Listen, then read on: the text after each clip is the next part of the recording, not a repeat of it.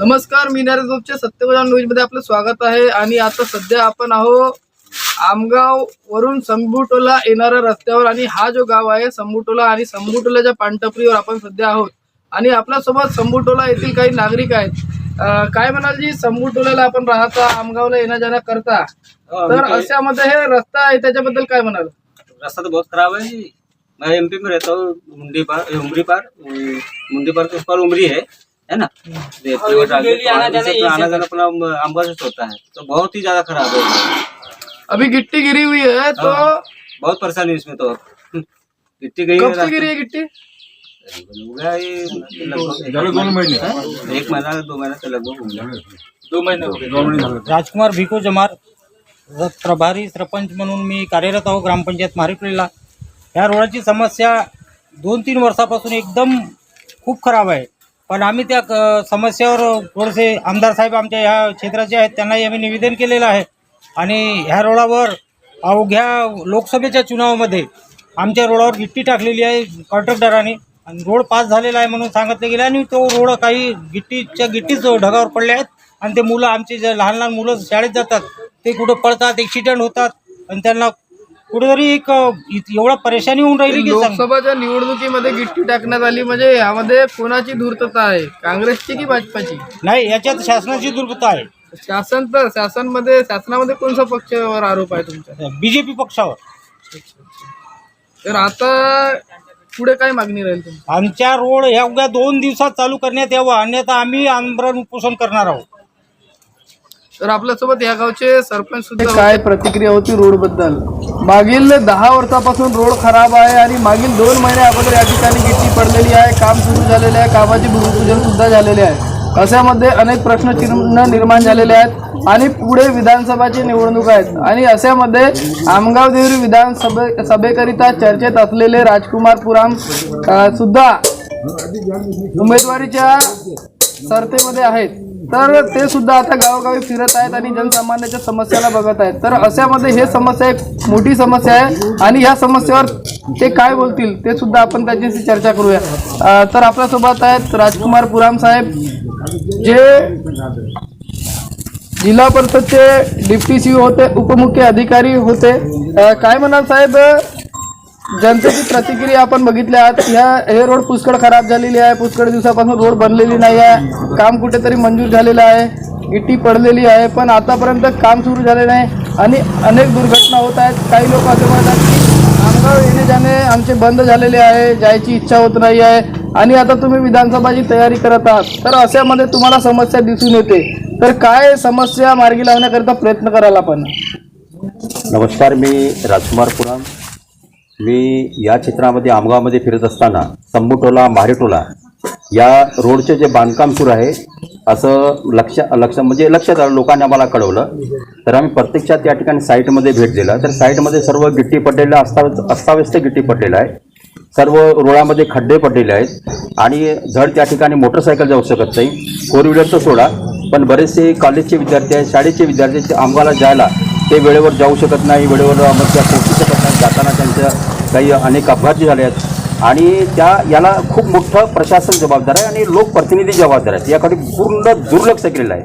आम्ही आता प्रत्यक्षात पाहिल्यानंतर असं लक्षात आलं की बाबा सर्व गावकरी लोकांचं म्हणणे ऐकून घेतलं, तर यांच्याकडे कोणाच्या प्रशासनाचं लक्ष नाही आणि प्रतिनिधीचं लक्ष नाही।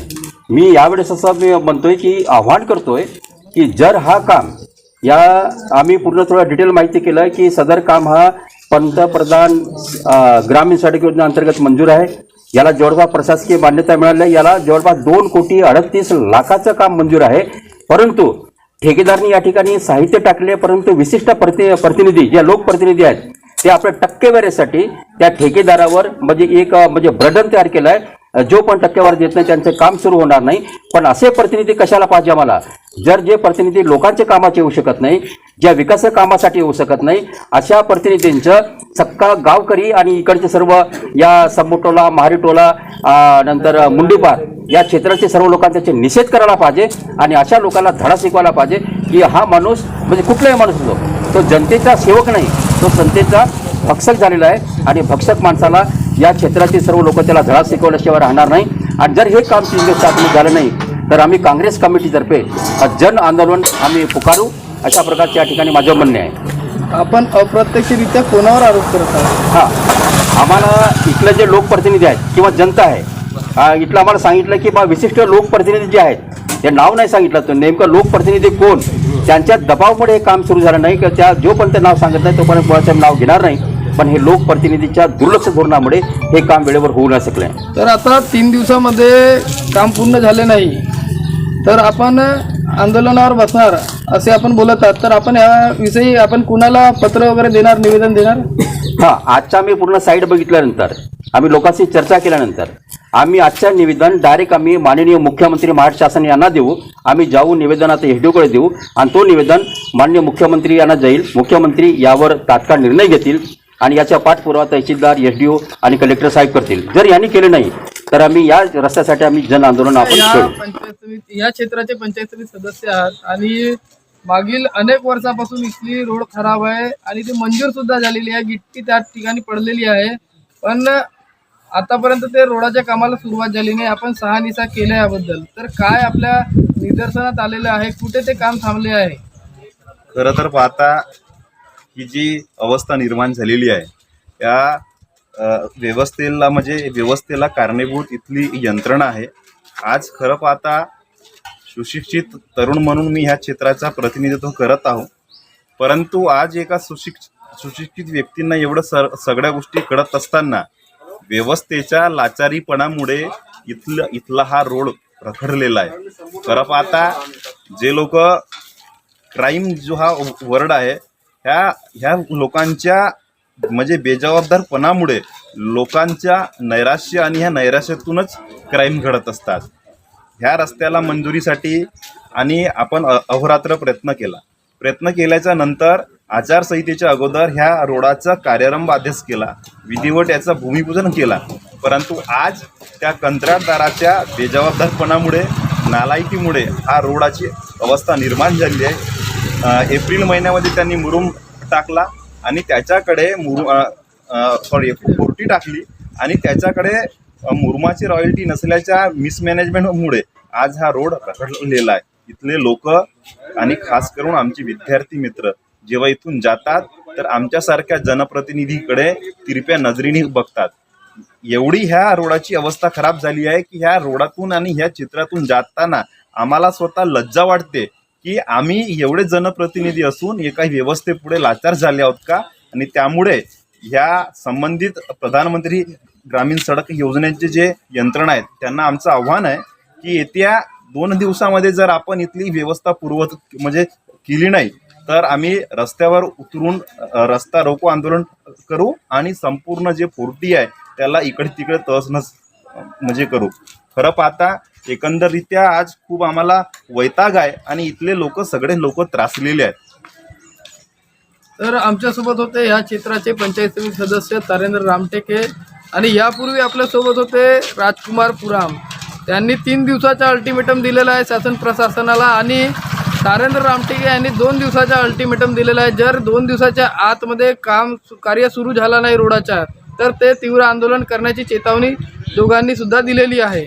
तर आता तहसीलदार आणि उपविभागीय अधिकारी यांना सुद्धा ते निवेदन देणार आहे. तर आता सध्या राजकुमार पुराम यांनी आमगावचे तहसीलदार डॉक्टर रवींद्र होडी यांना निवेदन दिलेले आहे त्या रोडाबद्दल. काय विषय आहे निवेदनामध्ये आणि काय आपण चेतावणी शासन प्रशासनाला या माध्यमातून दिली आहे? प्रधानमंत्री ग्राम सडक योजनेअंतर्गत संपूटोला, मारुटोला, सरकार टोला तर मुंडीपार या मार्गामध्ये त्यांच्या प्रशासकीय मान्यता मिळालेली आहे आणि कंत्राटदार पण नियुक्त झालेला आहे.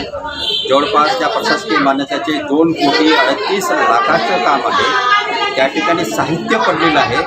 साहित्य पडून त्या ठिकाणी आता शाळा सुरू आहे, लोकांचं जाणं येणं सुरू आहे. त्या अजून ते काम झालं नाही, जवळपास सुरुवातच झालं नाही. 2 महिने झाले आहेत. आम्ही त्यांना लोकांना लोकांचे प्रश्न असे आहेत की त्या लोक ज्याला म्हणजे गाड्या जात नाही, सायकली जात नाही आणि अनेक विद्यार्थी पडलेले आहेत आणि काही लोक पडून त्या ठिकाणी अपघात झालेला आहे.